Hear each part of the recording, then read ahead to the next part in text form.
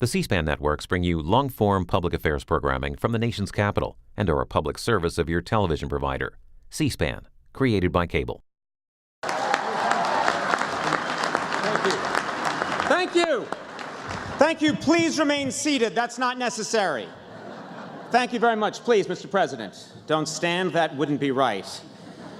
Good evening. Thank you, Mr. President, Mrs. Obama, distinguished members of the press, and Bon Jovi.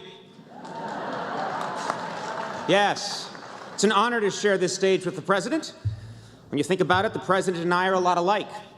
We both went to Harvard, we both have 2 children, and we both told Joe Biden we didn't have extra tickets for tonight's event.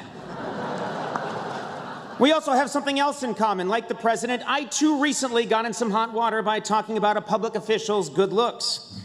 It was the time I wouldn't shut up about that stone-cold fox, Secretary of Transportation Ray LaHood. Oh, man. I like the cut of his jib. But President Obama, you had some great jokes. It was a pleasure watching you stand up here and do what I do. So now it's only fair that I get to do what you do. That's right, ladies and gentlemen. For the next 15 minutes, I'll be mired in a tense, dysfunctional standoff with Congress. This is going to be fun. Now, right away, I'd like to formally congratulate the President on his re-election. Congratulations. As you all know, the President is hard at work creating jobs. Since he was first elected, the number of popes has doubled.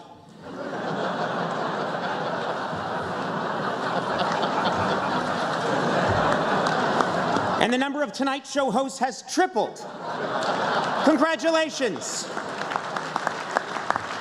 And while I'm at it, I'd like to congratulate President George W. Bush on this week's dedication of his presidential library. Yes, the library has millions of books, articles, and documents, and if you go, you can be the first to read them.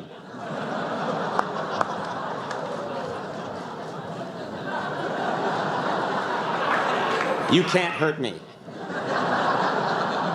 Now, ladies and gentlemen, let's get going. Right here at the start, I'm going to share something with you people, and this doesn't leave this room. I say this with absolute confidence because we're on C-SPAN. Who doesn't love C-SPAN? Seriously, C-SPAN. It's an entire channel shot with the backup camera on a Ford Explorer. Congratulations to C-SPAN for winning the bid to broadcast this event. They narrowly beat out HGTV2, QVC South America, and the Hilton Hotel How to Check Out channel. That's right, the Hilton. It's great to be here at the Hilton. Is it just me, or is it time to stop using Priceline to book this event? No, I love the Hilton. I really love the Hilton's motto, "Sorry, the Radisson was booked." You know, I was worried that because of the sequester, we would be forced to hold this event at a less prestigious hotel than the DC Hilton. Then I was told that's not possible. But I do want to thank the Hilton for accommodating us. They were kind enough to reschedule a Cash for Gold seminar. By the way, for those of you here for the Cash for Gold seminar, that's been moved to Salon B on the mezzanine. And if Joe Biden asks, there are no extra tickets for that either. Quick announcements before we really get going, before we continue. If any of you are live tweeting this event, please use the hashtag incapable of living in the moment. Yeah. Yes. Yes. Yes. Also, to any U.S. senators here tonight, if you'd like to switch either your dessert or your position on gay marriage, please signal a waiter. By the way, speaking of dinner, tonight's entrees were halibut and filet mignon, or as CNN's John King reported it, lasagna and couscous.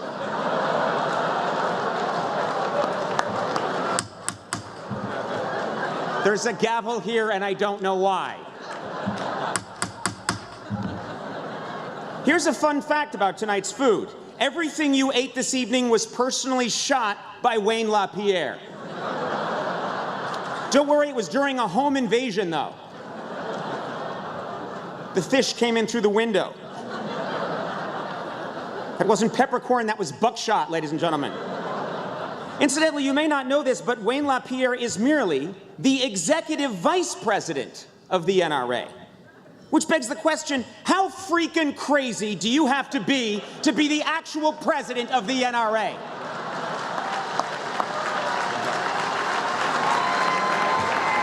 He's not even at the top. Also, I'd like to acknowledge that earlier this evening there was some confusion with the seating chart. For a moment, someone accidentally sat Governor Chris Christie with the Republicans. That was awkward, and I apologize. Very awkward. But speaking of tables, before dinner, I had a chance to mingle. You probably saw me. I worked the crowd. I shook some hands and sold my Twitter account to Al Jazeera for $500 million. They'll buy anything. But it is an absolute joy to be here at the White House Correspondents' Dinner. Last year, Tom Brokaw criticized this event for having too many superstars and A-list celebrities. When I told Tom I would be attending this year, he said, "That's more like it." That shouldn't be funny to you. But this is really a star-studded event. This year, you've taken it to new heights. I have to congratulate you, new heights, because you've got some of the guys from Duck Dynasty here. Duck Dynasty! Yeah. The guys from Duck Dynasty are here, which can only mean one thing: the guys from Storage Wars said no. No, I love Duck Dynasty, don't get me wrong, but guys, I really don't think your Streisand whistle's gonna... Oh my God, it worked! She's here! It's incredible.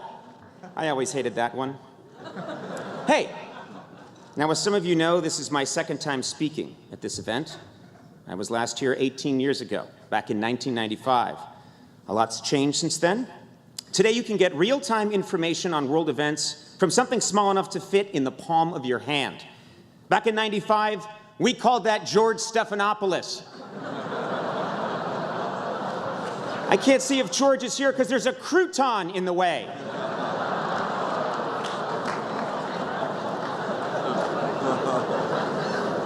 It's amazing to think how much our country has changed in 18 years. Think about it.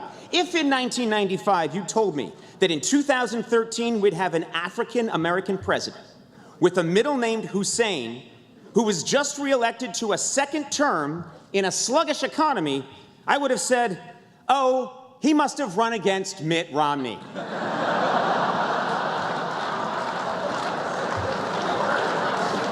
By the way, no offense, Mr. President, I do congratulate you on your victory, but as a late-night comedian, I was kind of pulling for the rich guy whose horse danced in the Olympics.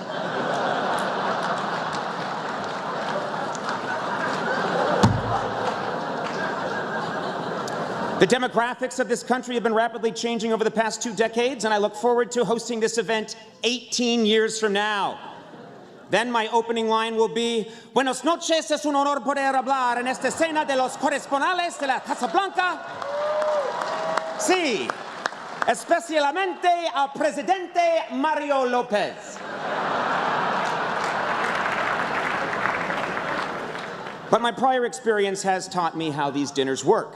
If the president laughs, everyone laughs. And if the Fox News table laughs, a little girl just fell off her bike.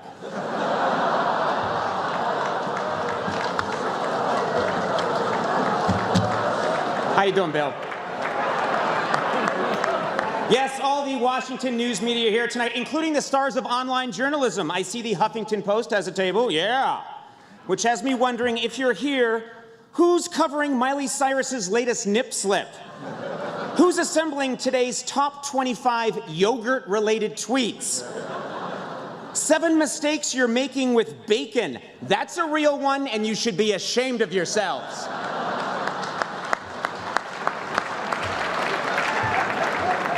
By the way, just before dinner, I tried to say a quick hello to Ariana Huffington, but she made me watch a 30-second ad first.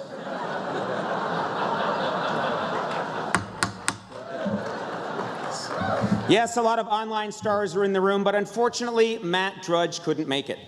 Yeah, he had a prior commitment to teach a web design class in 1997. Of course, the Washington print media is also joining us this evening. The print media are here for 2 very good reasons: food and shelter. You know, how are you? You know, some people say print media is dying, but I don't believe it. And neither does my blacksmith.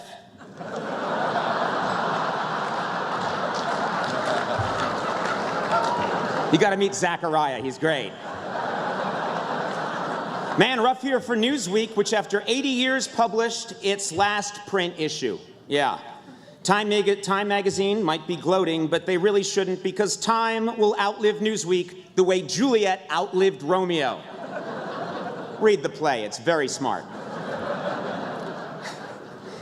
Things are so tough for old media that, this is a true story, Reuters is having its after party right here at the Hilton. Because nothing says we're having a great year like having your after party at the same table where you just had dinner. With that in mind, Reuters is asking everyone here to leave a little wine at the bottom of their glass.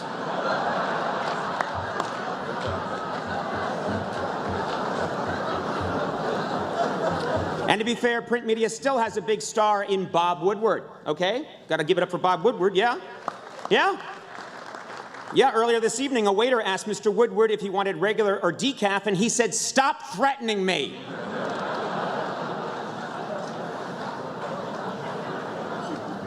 Also tonight, some of the big names in television news. When it comes to television news, we have a divided media landscape. Okay, Fox News is watched by conservatives, MSC is watched by liberals, and CNN is watched by the people who clean the offices at CNN. Oh, it gets worse.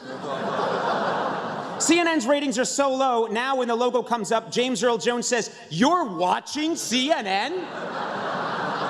What the hell?"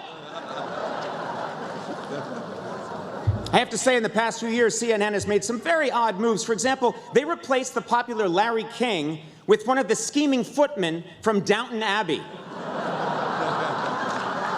Pierce slides right into that show. "Oh, Lord Grantham.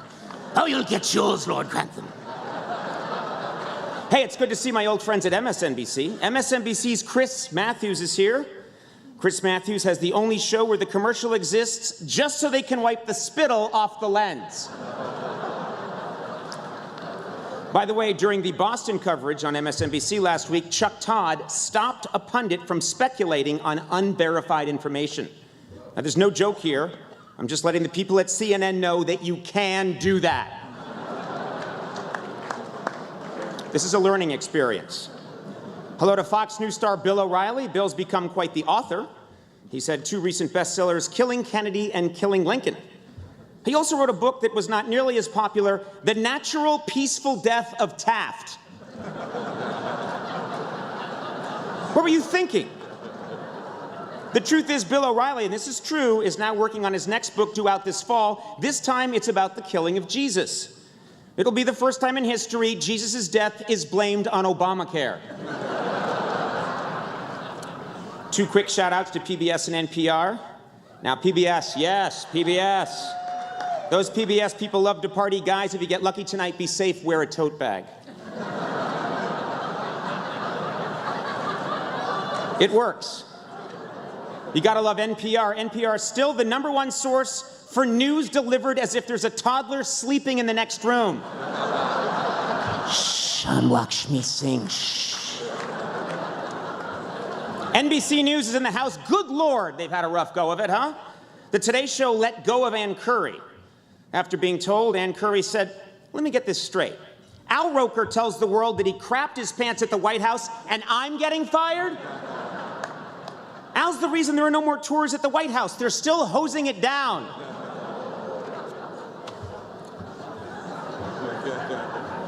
Brian Williams is here. Brian, I'm a big fan of your show, Rock Center with Brian Williams. If you haven't seen it, imagine, this is great, imagine Brian delivering the evening news on a different floor of the building, a little later, with a slightly different tie. It's a mind blower. You gotta check it out. But as I look around the room and see all the media here tonight, I realize this is all just one big high school cafeteria. That's all it is. Think about it. Fox is the jocks, MSNBC is the nerds, bloggers are the goths, NPR is the table for kids with peanut allergies.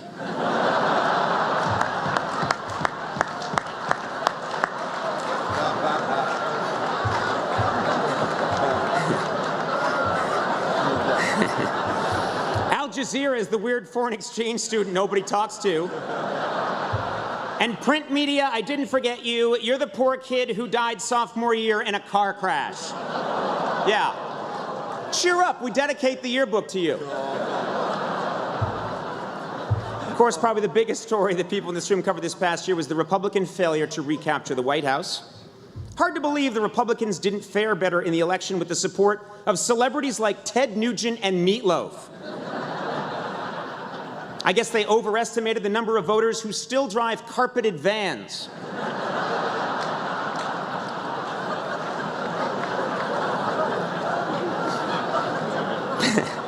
But the Republican Party is on the mend. One rising star on the right is Senator Marco Rubio, or as he's known in the Republican Party, our black guy. Yeah. By the way, as of today, the U.S. Senate has a record number of African-American senators. Two. In other words, there are now more African-Americans in the Senate than at a Mumford & Sons concert. Thank you, younger people. Paul Ryan. I don't understand. What's she babbling about?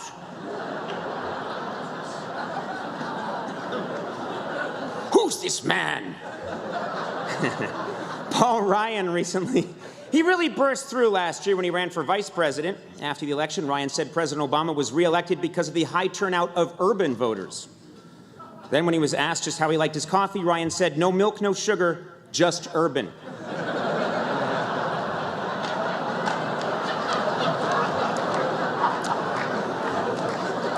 Well, there's RNC Chairman Reince Priebus. You heard me correctly. His name is Reince Priebus. Tonight, he's sitting right in between his brothers, Lather Priebus and Repeat Priebus.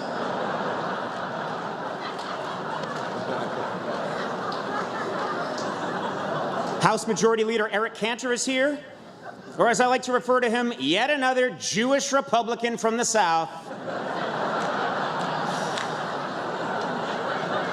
Gets old. That reminds me, also joining us is a congressman from New York named Steve Israel. That's right, he's from New York, and his name is Israel. Now, there's pandering, and then there's pandering. That's like having a congressman from South Carolina named Jesus H. Gunn. The name's Gunn. Jesus H. Gunn, I tell you. You gotta use this thing, it's fantastic. You didn't use it once. I mentioned Republican Governor Chris Christie earlier. Governor Christie and Shaquille O'Neal are sitting at the same dinner table. So let's give it up for the real unsung hero tonight, their waiter. That poor bastard. He's gonna lose an arm. I believe we have one or two Supreme Court justices here. The Supreme Court seems divided over same-sex marriage. The liberal justices favor it, while the conservatives oppose any lifelong sacred union between two men, unless, of course, it's Antonin Scalia and Clarence Thomas. The hell was that? It's no surprise that Speaker John Boehner isn't here tonight. Speaker Boehner and President Obama are still struggling to get along. President Obama and John Boehner are kind of like a blind date between Anderson Cooper and Rachel Maddow. In theory, they understand each other's positions, but deep down, you know nothing's ever gonna happen.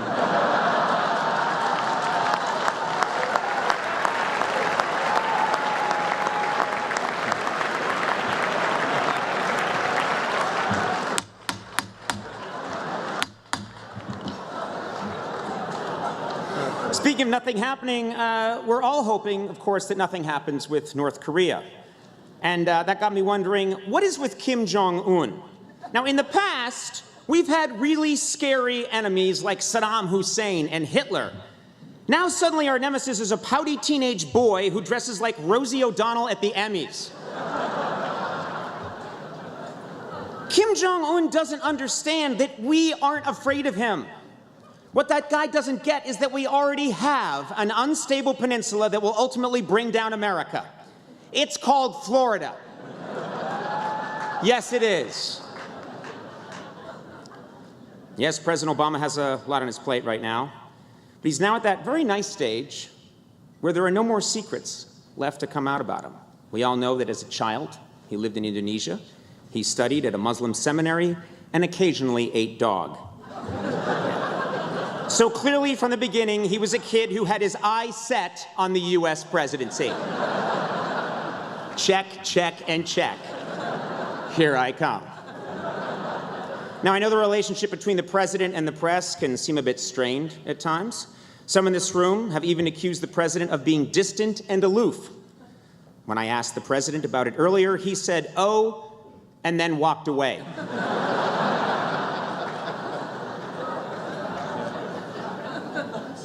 Of course, it's only natural, but Mr. President, your re-election was a little less exciting than the first time around in 2008. On election night in 2008, you celebrated with hundreds of thousands of people in Chicago's Grant Park. It was fascinating.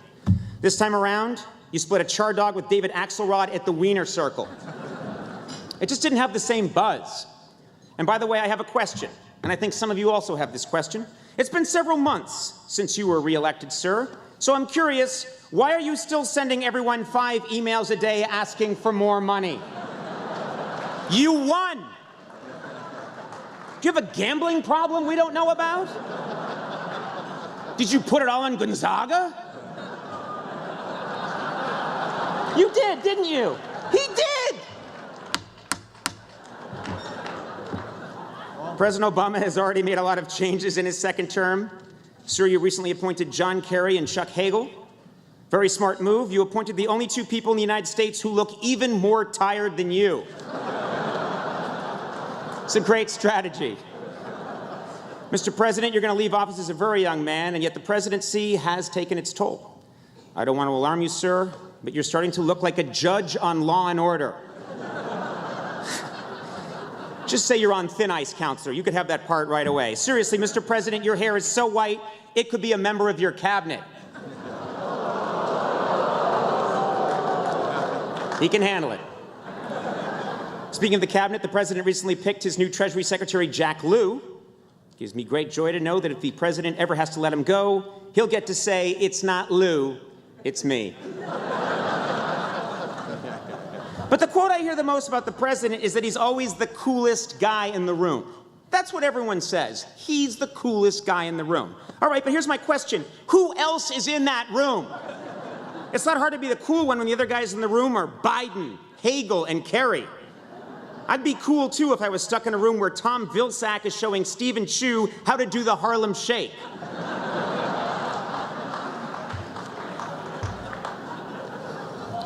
Now, I've made some jokes about the president this evening, and I'm looking forward to my audit. It's coming. I know, sir. It's coming.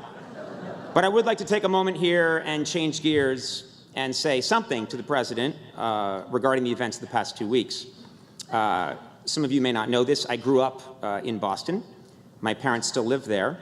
And my brother Luke raised his family in Watertown.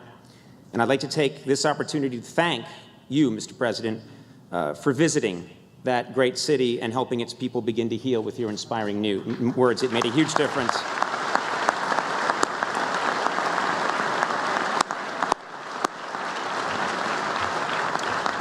It's been said recently that you don't mess with Boston. As someone who grew up there, I'd like to echo that sentiment. It's really pretty simple. If you're going to pick on a city, don't choose one where 9 out of 10 people are related to a cop.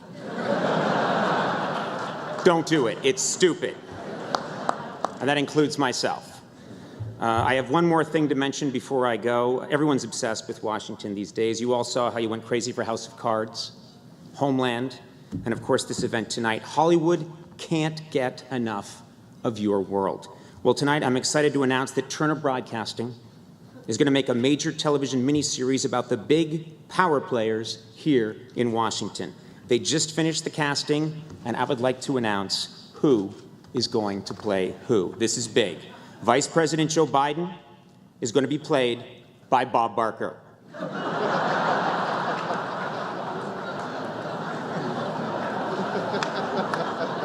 Former White House advisor David Axelrod will be played by Higgins from Magnum P.I. This was also produced by Steven Spielberg, by the way. Representative Paul Ryan will be played by Mr. Bean.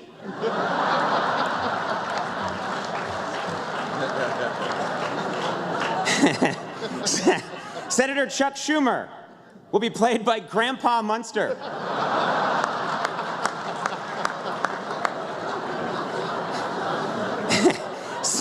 Senator Harry Reid will be played by the old man from the American Gothic painting. Fox News CEO Roger Ailes will be played by Boss Hogg. We signed the deal.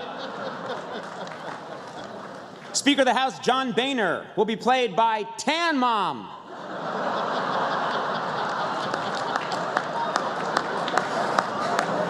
Secretary of Homeland Security Janet Napolitano will be played by Paul Giamatti.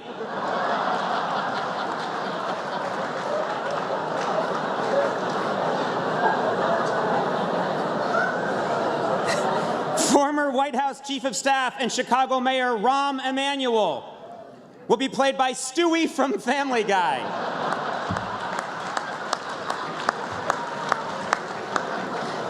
Secretary of State John Kerry will be played by an Easter Island head.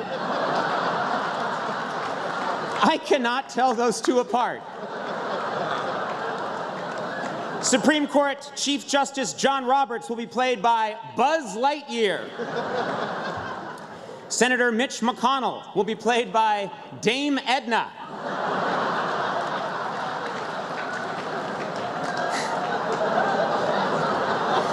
CNN anchor Wolf Blitzer will be played by a Furby.